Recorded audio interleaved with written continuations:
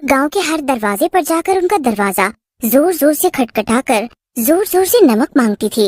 एक रात चुड़ैल रात में गांव वालों के घर जाती है और जोर जोर से दरवाजा खटखटाती है। अरे सीमा, जाकर देखो ना कौन मनहूस आया है और इतनी जोर जोर से दरवाजा खटखटा रहा है।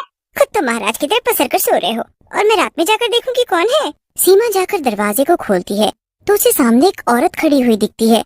औरत को इतनी रात में देखकर सीमा हैरान रह जाती है और बोलती है, अरे बहन, कौन हो तुम और क्या कर रही हो इतनी रात को यहाँ पर? सीमा को देखकर वो औरत जोर जोर से रोने लगती है और बोलती है, बहन, मैं कई दिनों से भूखी हूँ, मुझे भूख लगी है, कुछ खाने को दे दो। औरत की बात सुनकर सीमा को दया आ जाती है और वो बोलती है, अरे बहन, इतनी रात को क्या हो गया? तुम अगर पहले आई होती तो मैं तुम्हें खाने के लिए कुछ अच्छा दे देती। अभी तो घर पर सूखी रोटी भी नहीं है। सीमा की बात सुनकर औरत कहती है, तुम्हें परेशान होने की जरूरत नहीं है बहन, मेरे पास रोटी है। अगर तुम मुझे नमक दे दो तो मैं नमक रोटी ही खा लूंगी। औरत की बात सुनकर सीमा नमक लेने चली जाती है और नमक लेकर आती है। लो बहन, नमक ले लो। मुझे अच्छा तो नहीं लग रहा, लेकिन इतनी रात को मैं तुम्हें क्या दे सकती हूँ? कोई बात नहीं बहन, तुमने इतनी रात को मेरे बारे में सोचा, वही बड़ी बात है। लाओ, मुझे नमक दे दो। जैसे ही सीमा औरत को नमक देने लगती है, औरत अपना रूप बदल लेती है और एक चुड़ैल बन जाती है। नमक तो बहाना है, मुझे तुझे इस घर से बाहर निकालना है।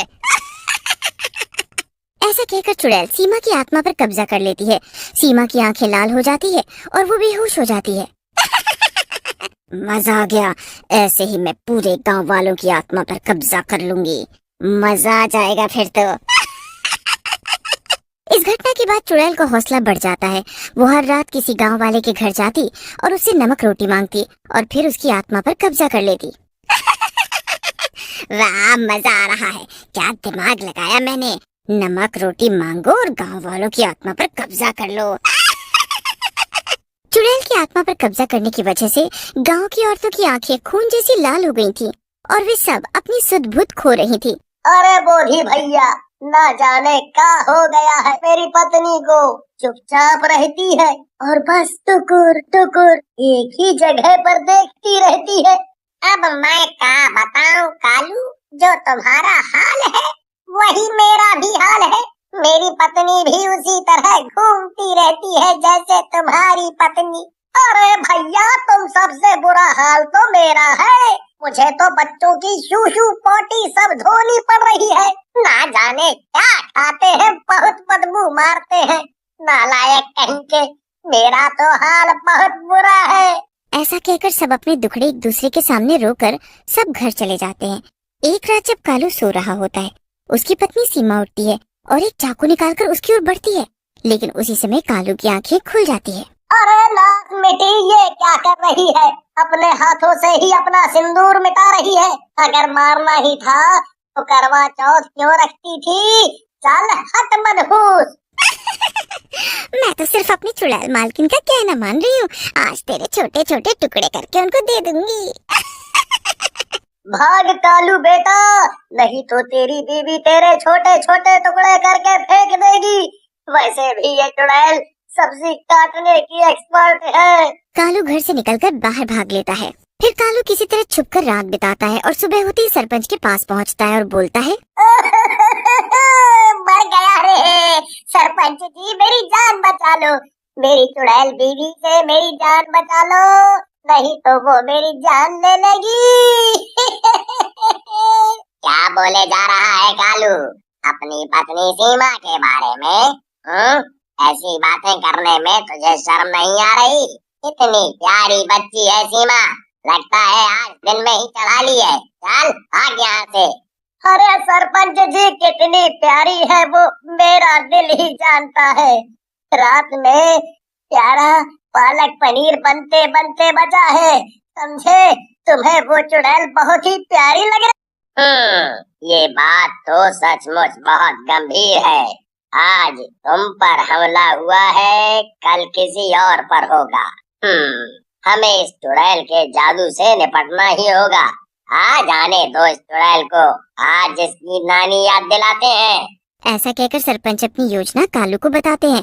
फिर कालू वहाँ से चला जाता है रात होते ही चुड़ैल वापस गांव में आती है। आज फिर से मैं किसी को शिकार बनाऊंगी। कई दिन हो गए हैं कोई नया शिकार नहीं मिला। फिर चुड़ैल एक घर का दरवाजा खटखटाती है। वहाँ कालू लड़की का भेष बदलकर बैठा होता है। चुड़ैल उसे पहचान नहीं पाती और बोलती है, बहन मुझे बहुत जोरों की इस औरत की आत्मा मेरे कब्जे में क्यों नहीं आ रही है। चुड़ैल की बात सुनकर कालू हंसते हुए अपना मुंह दिखा देता है और बोलता है,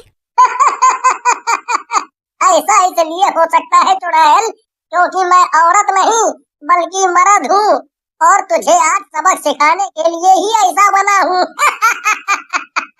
ऐसा कहकर कालू एक डंडा उठाता है और चुड़ैल को पीटने लगता है।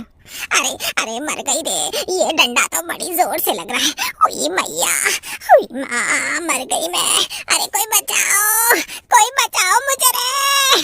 चुड़ैल की आवाज सुनकर और भी गांव वाले वहाँ आ जाते हैं और मशाले लेकर चुड़ैल को घेर लेते हैं। वाह वाह कालू भैया, इस चुड़ैल को पकड़कर तुमने बहुत बढ़िया काम किया है। आज इसको छोड़ेंगे नहीं। वैसे इस औरत के भेष में तुम बिल्कुल हेमा मालिनी लग रहे हो। ज्यादा हेमा मालिनी याद आ रही हो तो मैं धर्मेंद्र बन जाता हूँ अभी, समझे? बकैती मत करो और इस चुड़ैल से निपटो, समझे? गांव वाले चुड़ैल की तरफ बढ़ रहे होते हैं। तभी वहाँ पर सीमा आ जाती है और चुड़ैल के सामने खड़ी हो जाती है। खबरदार, किसी गांव वाले ने अगर चुड़ैल को छुआ भी तो वो मेरी मालकिन है, समझे? जान ले लूंगी। सीमा की बात सुनकर सरपंच बोलते हैं, अरे कालू, अपनी पत्नी को समझाओ यार, बड़ी मुश्किल से चुड़ैल पकड़ में आई है। आज ही मौका है, आज ये बच गई तो फिर पकड़ में नहीं आएगी। अरे डार्लिंग गुस्सा मत हो, मैं तुम्हारा पति हूँ। ये चुड़ैल तुम्हारी कुछ नहीं लगती। गांव वालों के रास्ते से हट जाओ। अरे काहे की डार्लिंग, अभी जान ले लूंगी तेरी, पकौड़े जैसी शक्ल वाले। अगर मेरी चुड़ैल मालकिन को छुआ भी ना तो देख लेना। सीमा की बात सुनकर चुड़ैल खुश हो जाती है और बोलती है, शाबाश मेरी गुलाम, आज मैं बहुत खुश हुई, मजा आ गया, ऐसी ही वफादारी निभाती रहे। ऐसा कहकर चुड़ैल वहाँ से भाग जाती है। फिर गांव वाले सीमा की तरफ मुड़ते हैं। बोधी सीमा को एक पेड़ से बांध देता है। सरपंच जी, आप चिंता न करो, मैं इस चुड़ैल को पकड़ने में आप सबकी मदद करूंगी। फिर रात होते ही सब गांव वाले अपने अपने घरों में ताला लगाकर छुप जाते हैं। बिमला चुड़ैल का इंतजार करने लगती है। चुड़ैल रात में गांव में आती है। पूरे गांव में ताला लगा हुआ है, लगता है गांव वाले मुझसे डर गए हैं, लेकिन मेरा शिकार कहाँ मिलेगा मुझे? हाँ? तभी उसे बिमला का घर दिखता है। वो उसके घर में जाकर नमक रोटी मांगती है। बिमला भी तैयार बैठी होती है। बस बहन तुम इंतजार करो, मैं अभी लेकर आती हूँ। जैसे ही बिमला जाती है उसी समय वहाँ गाँव वाले आ जाते हैं और चुड़ैल को पकड़ लेते हैं। गाँव के पुजारी एक बोतल के अंदर चुड़ैल को कैद कर देते हैं। चुड़ैल बोतल के अंदर से बोलती है, आज तो तुम गांव वालों ने मुझे बोतल में कैद कर दिया, लेकिन मैं फिर आऊंगी, तुम सबको मजा चखाऊंगी। फिर गांव वाले चुड़ैल को एक पेड़ के नीचे गड्ढा खोद कर गाड़ देते हैं। जैसे ही चुड़ैल को वो लोग गड्ढे में डालते हैं, गांव की औरतें भी उसके जादू से आजाद हो जाती हैं।